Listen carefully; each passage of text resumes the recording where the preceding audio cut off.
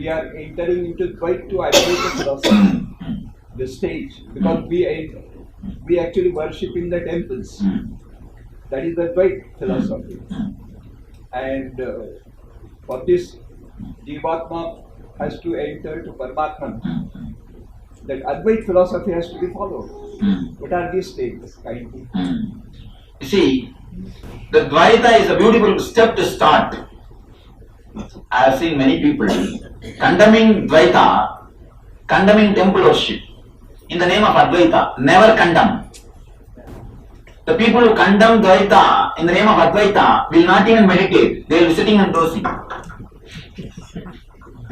I have seen people condemning Advaita, condemning Dvaita, and not following the Advaita also. Dvaita is a beautiful step. Always use the first step. Really, when you have mastered the first step, then go to the second step. And one more thing, don't be stuck in the first step. That's one more thing. You see, the Dvaita is almost like a ladder. You must use it, but you should leave it also. You must use it, but you should leave it also. The danger is either we don't use at all, or we are stuck. It's like three disciples. They used a boat to cross the river. When they went that side, they said, this boat has helped us to cross the river. How can we leave this like this, leave this and go away? Let us carry this boat. All the three started carrying the boat and walking. Unnecessary. Either you don't use or you are stuck. Now, all you need to do is don't bother. Use properly. When time comes, have enough energy to leave. Have enough energy to go beyond, to experience the Advaita. I tell you one thing, when you are really honest, when you are honestly practicing Dvaita, the very divine energy itself guides you and it takes you towards the Advaita. It just guides you. That is why in my meditations, especially our healers, I want them, you should not meditate on my form. I always tell them, they cannot meditate on my form. They should never meditate on my form. They can only relate with the energy. And they can only fall into that energy. Because the form is sometimes, the form of the divine, or the master's form is so graceful, we tend to stuck with it. We are stuck. We don't go above. We don't go beyond. You must use and drop. It's like in India, to burn the dead bodies, they will use a big stick. They will use a big stick and nicely burn that body. After burning, they will throw that stick also into that fire. Same way, the master's form and the God's form is like that stick. This stick should be used to burn the attachment to all other forms. This form should be used as a stick to burn all the attachments to other forms. Once all the other forms and attachment to other forms are burned, you should throw this form also into that same fire and become enlightened. It's like a step. It's like a step. You should use it and go beyond it.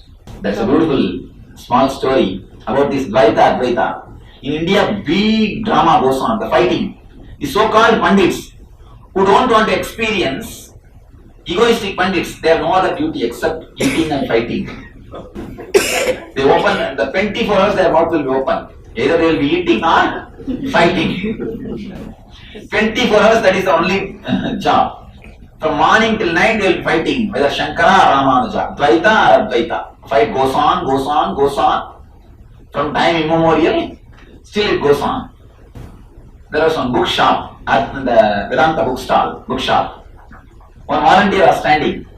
Actually, there was some conference about this Advaita, Dvaita. In that bookstall, there was a volunteer standing. Two books were there. The Brahma Sutra, commentary by Ramanuja and commentary by Shankara. Means Dvaita commentary and Advaita commentary. Somebody went and asked, "Sir, what is the difference between these two books?" The volunteer replied, 45 rupees. Actually, 45 rupees is the only difference. Nothing else. So be very clear. Follow any one thing, naturally you'll reach the other. That's all. Before one experiences the enlightenment, does one have to have certain form of training or Vedic knowledge? There is no need for Vedic knowledge, but the meditation training I feel is a basic need. There is no need for intellectual knowledge, but the meditation technique is basic need. You don't need to be completely trained in Vedas or Upanishads and all those things, but you must be a meditator. You must travel in the path. That's a basic thing. Swamiji, if you're initiated by one master, can you be initiated again? Surely. And I always tell people, at least my disciples, I tell them, go around and pluck flowers from all the gardens and make beautiful bouquet. Wherever you can, go and learn from everywhere. And I tell you, even if 1,000 people beat your ego will not die. How do you expect to destroy your ego just from one master? Go around and learn from all the corners. Wherever it is possible. Learn from all the possible places. And make a beautiful bouquet. At least all my system is liberated from me. For my meditations, if you have to achieve the successful result, my presence is not necessary, your presence is enough. So at least in my system, I liberate you all. I liberate all my people. I tell them, go around, learn from all possible sources. Enrich your life, whatever way you can. Pluck flowers from all the gardens and make a beautiful bouquet. And enjoy the life. Only thing, don't go to the people who says don't go to others. Because you will be stuck. Except that, go to all the possible places and learn from all possible sources and make your life blissful. That's all.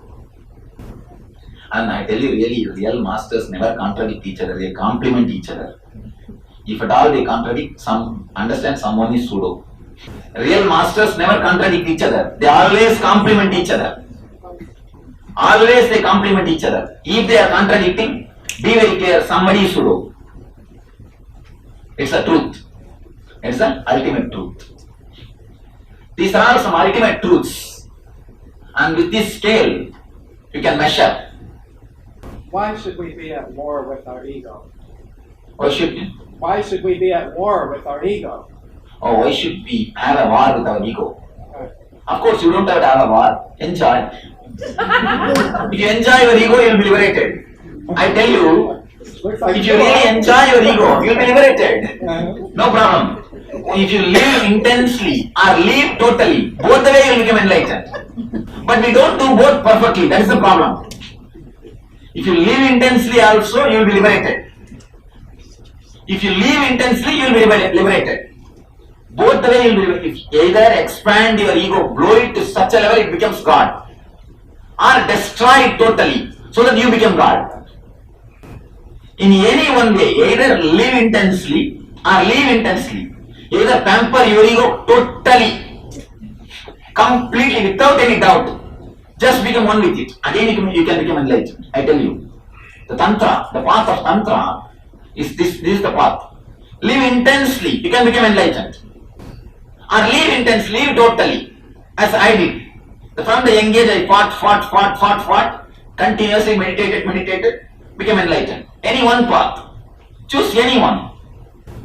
Either totally live or totally leave. But the problem is we are always in the dilemma. Swinging.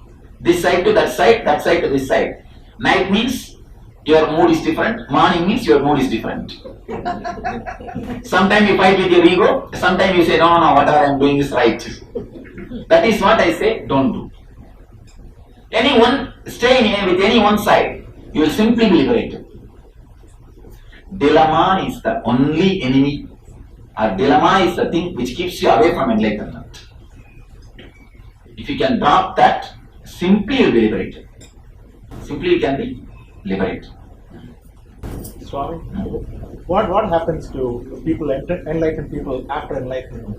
What is the experience after that? Is the same thing, or is that the end, or is that the beginning? You can neither say it is an end nor say it is a beginning, or you can say it is an end and beginning. It's the end in a way because the whole past disappears. It's the beginning in a way because a new dimension of consciousness opens. First thing. And yesterday I think I spoke, there are a few symptoms about enlightenment. It brings you a tremendous joy and ecstasy, and all the doubts and the insecure feelings disappear, and the feeling of separateness disappears, and you feel so homely with this whole universe. Above all, you completely trust the existence that it is supporting you, it is backing you. Instead of continuously fighting with it, you relax into it. And one thing, whether you believe it or not, realize it or not, accept it or not, you are enlightened. You have only one choice. You can fight, continuously fight, swim against the current and make your life hell. Or just flow with the current, enjoy and make your life heaven. But whether you swim against the current or along with the current, you are in water. Whether you swim against the current or along with the current, you are in water. Whether you don't realize or realize, you are enlightened. You have one choice. You can realize and express that joy. Or you can just go on fighting with yourself and continue to make your life hell. That's all. When you really experience it, all fight disappears. Such wonderful settledness descends on you, that stillness, that silence and bliss happens to you. I can say cool, that's all. It's really cool, that's all. Nothing else can be told. One more follow-up question to that. Do you need to contemplate again? No, nothing. Actually, we don't need to do anything. After that experience, no need for meditation, nothing. See, somebody asked Ramakrishna, even if you once clean that pot, the brass pot has to be continuously cleaned. Only then it will be shining. Ramakrishna says, the moment you become enlightened, you become gold pot. You don't need any cleaning, any shining. You just self-shine, self-effulgence. Sutta Swayam Prakasa. Pure and self-effulgent. You become self-effulgent. You don't need to do anything. You don't accumulate anything. Nothing touches you. Just you go around like a flower. I tell you one thing honestly. Whatever now I say, it will be more or less like a story only. If you are really sincere and a seeker, try to be around me for a few days. Try to be around me through some program, some method, some way. You will just simply see what I am speaking is truth. You will simply see what I am speaking is truth. You can simply see what I am speaking is an experience. But till that happens, it will be just one more novel, fiction novel. You read so many fiction novels. One more fiction novel. Either you will doubt, maybe he is telling a story, or even if you believe, it will be only one more fiction novel for you. When you try to live around me, spend some time around me, then you will really understand or experience what I say is solid truth. It is experience, possible. Then you will be able to understand how it happens or how he lives. I have one question, Swami. Most of the wars happen because of religious and race. What are your thinking about that? That's a beautiful question. What's the question? Can you repeat that? Most of the wars happen because of religions and race. I think I answered this question yesterday. Okay, it's okay. I'll answer. When you catch the personality instead of principle, then starts the trouble. If you catch the Gita, you will never have a trouble. Gita, Bible, Quran, Zen Avastha, Zen scriptures, Dhammapada, all says the same thing. Love all, serve all. Love thyself, love thy neighbors as you love thyself. Every scripture, every principle says peace and love. If you catch the principle, there is no problem. But the moment you catch Krishna, or Christ, or the personalities, then starts the whole trouble. See, the name Ayodhya Ayodhya means where there is no war. Yuddha means war. Ayodhya means where there is no war. What Rama would have fantasized when he kept that name for his city? He would have fantasized naturally a place where there will be no war, peace. Because throughout his life, he is totally disturbed and depressed. Throughout his life, he never lived peacefully. Major portion of his life is spent in the forest and fighting with Vali, then fighting with these Rakshasas, then fighting with Ravana. Continuously war. Finally he thought, let my place become a peaceful place, and he named it as an Ayodhya. But now the Rama's followers, what they are doing? Now that is the biggest place for Yuddha. So when you catch the personality instead of principle, the whole thing starts. So all we can do is start working on the principle, not on personality. Start experiencing Krishna consciousness. Start experiencing Christ consciousness. Start experiencing Buddhahood. Start experiencing the Shiva consciousness. Instead of boasting, I am the Shiva's disciple, I am a Christian, I am a Buddhist, or I am a Hindu, start experiencing the consciousness of Shiva, consciousness of Christ, consciousness of Buddha. The whole problem will be solved. It's like there was a big pond. 4 guys were going to the pond to drink water. And they were walking, they started discussing, they started talking with each other. One guy says, I am going there to drink water. The other guy says, no, water is not there, only pani is there. Third guy says, no, only tanni is there. Not water, not pani. Fourth guy says, no, it is Nilu. My grandfather only made that lake, I know. Second guy says, no, my father every day used to go there, I know. The other guy says, no, the land belongs to my forefathers. I know it is only pani. All the 4 started fighting.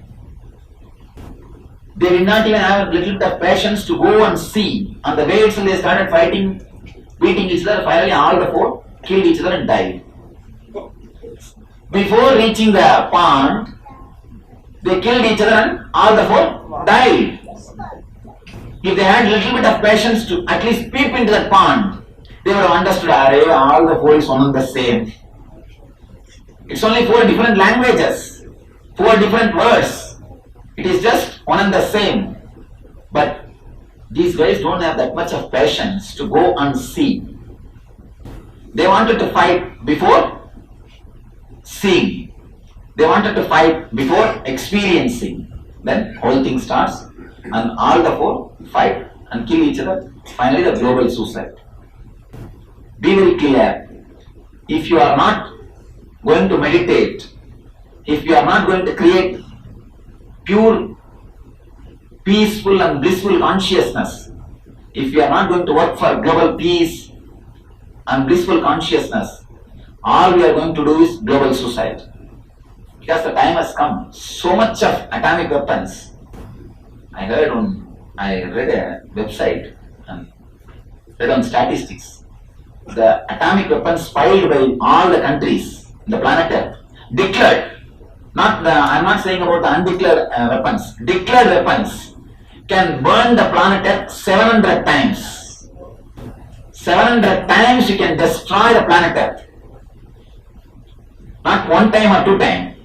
700 times you can destroy the planet Earth. So much of atomic weapons are piled. Understand? Either we meditate and create a global peaceful consciousness or global suicide. Get ready for something. Yes. In thousands of years of the Guru system, Thousands of years of the Guru system in India. Sorry. Guru system. Guru system, yes. systems in India. Why did it take Gandhi to modify or to attack the caste system? I mean, what did the Gurus That's do? a nice question. Till Gandhi, the system was working perfectly. At that time only it is degraded. The time for replacing has come. So the system has to be replaced. The system has rotten. See, for a long time the system was useful. I tell you one thing. Just because some mistakes happened in the system, we can't blame the very system itself. Be very clear. First thing, the caste system was not created based on birth. It is created based on the karma. Means the way in which they think and do activities. Gita says very clearly, it is not based on your father, mother. It is based on your attitude towards the life. It is based on attitude towards the life. If you are ready to dedicate your life just for wisdom and intelligence, to do the research in the spiritual field, you are called Brahmana. If you are spending your life in doing business, you are called Vaishya. If you are spending your life to take care of the country, you are called Kshatriya. If you are spending your life assisting these three categories, you are called fourth category. I tell you, nobody is higher and nobody is lower. It was only category. I tell you one more thing. At least the rishis have categorized people based on intelligence and attitude. The modern day society is categorizing people based on money, which is very dangerous. You enter into the aircraft, executive people, how they look at you? Tell me, it's community. Again the caste system, but in a very dangerous way. They look at you just like untouchables. Enter into the aircraft, when you cross the executive class or the first class, go to the business class, go to the economic class, how the first group looks at you? Almost untouchables. You understand? No, how can any baby be untouchable? How can any newborn child of course, do anything of other than course. the potential to be Surely the original system did not say anybody is untouchable, and original system never said somebody is higher and somebody is lower. Please be very clear. The history is written by the Western philosophers or Western historians totally destroys and gives a wrong image about the whole Indian culture. I tell you, surely it is not thousands of years crisis. I can be sure of one thing. The original system was created to make the society more comfortable. And the next thing, when the degradation started happening, whenever the degradation happened, always there was counter power. There are 63 Saiva saints in Tamil Nadu. They are the role models, supposed to be the social role models. They are from all the four community, and the fourth community is majority. The fourth community people are chosen in a majority level to participate in that 63 Saiva saints, and always they are respected. And one more thing, whenever the degradation happened, again and again many voices are raised. Gandhi's voice was heard all over the world, that's all. Before that there was no TV, there was no internet. When the people raised their voice, there was no way it was broadcasted. In the Gandhi's time, it reached all over the world, that's all. Otherwise, I can tell one thing, the system was created surely for good purpose, and it did some good thing. When the degradation started happening, naturally we discarded it, that's all. You think it's discarded today? Surely. Because I went to village. I traveled in India 9 years walking village to village. I can be sure at least the discrimination part is discarded. I can be sure discrimination part is discarded. And everybody is coming up. Everybody is coming up. People are taking their own time to come up. But at least the discrimination part, the different temple, all these things are totally eradicated. Because I travel every village to village. Surely it is discarded. Yes. I am not defending, but I can be sure, from my experience I can be sure it is discarded. Of course, when you want to find fault, you can always find fault. You can find fault and then tell me honestly, which country doesn't have racism? Which country doesn't have racism? Yes. So we can't generalize. But I can be sure of one thing, much development has happened. Much is developed. Much is developed and much is clear. Because I lived in the Indian villages. Every village to village I traveled. So I can be sure that a temple and the equal rights, all these things are being now cleared. So maybe everyone is growing, everybody is growing. And one more thing, whenever a big social structure is created, always there will be one or two flaws. See, we have to generalize, you see. When they create the generalized rules, naturally there will be one or two flaws, one or two problems. But just because of the one or two problems, we can't say the whole system is wrong. I can tell you one thing, understand this one line, this one thing, I can be sure, whatever is said and done, that country has survived with that system for last 5,000 years. 5,000 years the system has survived, and still people are alive, still not even 1% of the country takes depression medication. I have seen the developed countries, 66%. I tell you, the statistics says 66%. I was shocked. In the higher developed countries, 66% of the people take depression medication. And it is not that in India medicine is not available. Now everything is available. Now food and the medicine is available all over the country. But the system is somehow, the system and the lifestyle teachings are somehow avoiding the depression. And really, see, of course, I am not defending, I am stating the fact. Please don't mind, I don't want to offend you. I don't mean like hurting you, but I am telling you the few facts, few truths. There are flaws, there are problems in every system. But just because of these few flaws, I don't think the rishis have done a complete mistake. The rishis who created the system surely were intelligent. Then at least me, at least they are intelligent than us. So I can be sure of one thing, they have done a service. They have done a very big service, and their system is not a failure. Maybe outdated. See, outdated can never be said as a failure. When the softwares get updated, the old softwares get outdated. But just because it is outdated, we can't say that software is failure. For that time, it was useful. Now we have little more intelligence, updated intelligence. Now we have updated it and outdating that. So surely I can say, for that time, for that style, for that development, that the system has helped. That system has worked. Of course, now we need to update. That's the truth. We need to update, and we are outdating. Yes. Yes. Except from what you say, meditation is the path to God, but there are other paths like Bhakti Yoga, Karma Yoga, Jnana Yoga, and everything. And they can also reach God without having to do the meditation technique. Yes. That's wonderful. That's a nice question. Can I ask you one thing? Is it your conclusion or your question? That's a question to you. There are some other paths to God besides meditation. See, all the paths are available. When the meditation is added, to those paths, it can quicken the result. It can take you intensely, it can reach that same thing. You can reach that goal very quickly. Whether it is bhakti, you see, one thing I tell you, bhakti without meditation becomes almost like an emotional wave. Just singing and dancing, nothing else.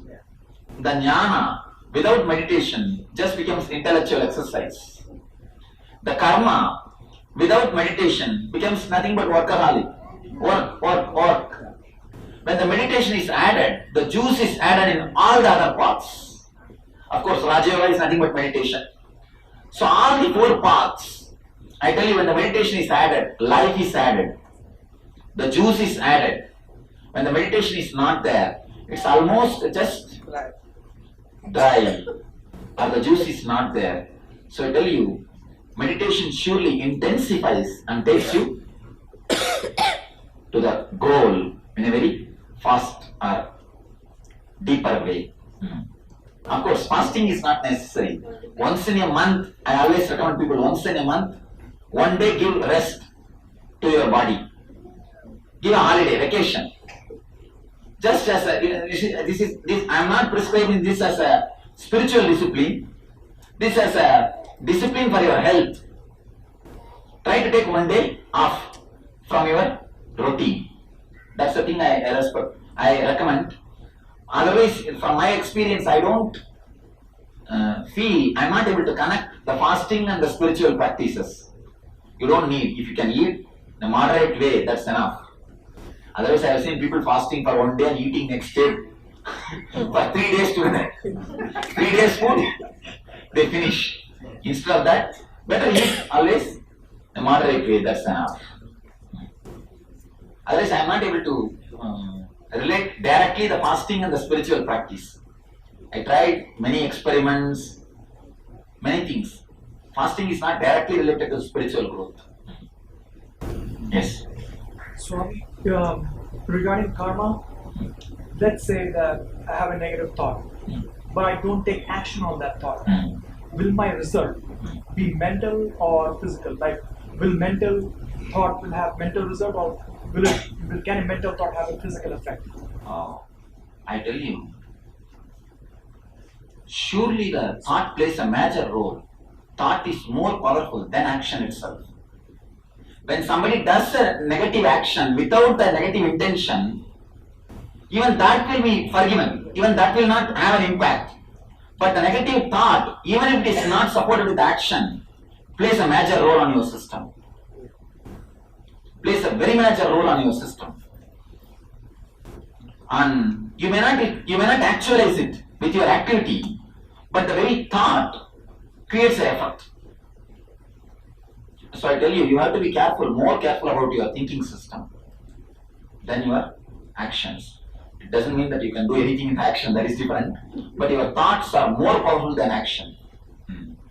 See, the thoughts can express on somebody else also. Your intense thought can inspire somebody else to do the action. Your body may not do, but other bodies may do. And you don't know the power of thoughts. You don't know the power of thoughts. The power of your thoughts, even if you don't actualize it, the other person can actualize it, may catch it. Thoughts are very infectious. The other persons can be infected by the thought and start doing it. So you have to be very careful with the thoughts. Yes. You know, your comments about enlightenment. Now, one thing I feel hard is that if you're doing 24/7 enlightenment, morning to evening, fully in enlightenment probably is much easier. But when you're doing part-time enlightenment, go to work, suddenly you're unenlightened. Right? How do you then continue the momentum? See, when a person is enlightened, it is never partly. It is only full-time job. Enlightenment is never given as a part-time job. It is only full-time job. And one more thing, when a person becomes enlightened, 24 hours he works without tiredness. If at all you can find time, just try to be around me. You can see 22 hours I am spending with the public. 22 hours I am spending with public. You see my routine. 22 hours average I spend with people. I am sitting, working somewhere or other. Somewhere or other, some work is happening. When you are really enlightened, you will work intensely. Work can never be a distraction. And nothing can be a distraction. I tell you, your personality becomes whole. When you are whole, you are holy. One more thing, we always have this big conflict, whether horizontal line or vertical line. Horizontal line means this social life or outer world, the normal life. Vertical line means spiritual life. Whether this life or this life, we always have a conflict. I tell you, you don't have to choose between this life and this life. As long as you think you are a mind, you think you can travel only in this line or in this line. I tell you, you don't have to choose. You can just explode in all the directions. Not only in this direction and this direction. You don't have to choose between this and this. You can travel at a time in this and in this, both quantum. And you can explode in all the directions. As long as you believe you are a mind, you will have the dilemma of whether this or this. You are, first of all, you are not mind. simply drop the idea, should I choose this or this, and start living intensely, you will see you will be exploding. You will be at a time traveling in this and in this both. You will be making your money and entering into meditation. And cops will not catch you. Sure. I tell you, sure. You will be a Buddha and Birla. Buddha. I tell you one important thing. See, when you go deeper and deeper, these conflicts disappear. The conflicts appear only in the superficial level. The deeper layers, never the conflicts appear. These are all very preliminary level questions. When you start going inside, you understand you can explode in all the directions. Everything becomes intense, whether it is physical health or mental health or economical wealth or social relationships or spiritual growth. You explode in all the directions. I always tell people, either you grow in all the directions or you don't grow in any direction. There is no question of growing in one direction and not growing in the other direction. It means there is something wrong in you. When you grow spiritually, you grow socially. And this explosion, from time immemorial, this conflict exists, whether this path or this path. All the spiritual people, they feel guilty, oh, I missed that. All these so-called social people, they feel guilty that I missed the other thing. And I tell you, whenever you choose, you always choose wrong way. All choices are wrong choices. All choices are wrong choices. If you choose spirituality, even that is wrong. When you are really growing, you explode. You grow in all directions. Just drop the idea you are supposed to choose. First thing, start living intensely in every field. That's all. These two will totally mold you. Small story. One American guy was traveling in London with an elderly British gentleman and woman, old lady. They had a pet dog. The pet dog suddenly jumped on him and pissed. This lady, instead of apologizing, she took that pet dog and, oh, what happened to you? She started petting the pet dog. Instead of apologizing him, she started petting the pet dog. What happened to you? I don't know. I think I have to take care of you. After 10 minutes, again this dog jumped. And now you know what you would have done. Did something much worse. Again this lady, instead of apologizing, she took the dog, started petting. Oh, I think you have bad stomach. I should do something to you. I should give some medicine. I should take you to the doctor. What happened to you? I don't know. After 10 minutes, again this dog jumped and vomited on him. Now it is too much. This guy simply took the dog and threw out of the window. All this time, this elderly gentleman, British gentleman, he was keeping quiet. Now he stood up and started speaking. You fools, you drive in the wrong way, measure with wrong scales. Now you threw the wrong bitch out of the window. So, whenever you choose, you always choose wrong. Be very clear. You always choose wrong way. All our choices are wrong. Whether it is horizontal or vertical. Just explode. You can grow in all the directions. Yes. May I then ask a follow-up question? What do you feel is the role of fear? And do you think that we don't move towards enlightenment because of either perceived or real fear? One thing, there is no such thing as a real fear. It is all perceived fear. The real fear cannot be mentioned by the word fear. It will be totally different. It will be a protecting mechanism. The real fear is always protecting mechanism. Till you become enlightened, your body can't be destroyed. So you need some protecting mechanism. That's the real fear. Real fear is totally different. But whatever we know in the name of fear is perceived fear only. It's just because of the perceived fear only we don't enter into enlightenment. And one more thing, we can't afford to have such beautiful bliss. Bliss is too much for us. Bliss is really too much. And that is the reason we don't sit with ourselves. We can sit with everybody, but we can't sit with ourselves. Because the silence or the voice of your inner being is too much. It is just because of fear we don't enter into the enlightenment zone. And you lose your pace when you enter into that zone. That's where the trouble starts. I think I almost dealt all the important points of God.com. Now I have to only put everything in line. The way I very clearly explained, exploding, not choosing. When you choose, you only grow in a particular, not even grow, you just choose only one part. Never choose, never be part, just be whole. When you are whole, you are holy. That's a path. When you reach, what happens? I explained already. You experience a deep bliss or the ultimate ecstasy, a continuous ecstasy. Above all, the importance, the need to enter. If you don't enter into this site, if you don't enter into this space of peace and bliss, we are going to enter into the global suicide.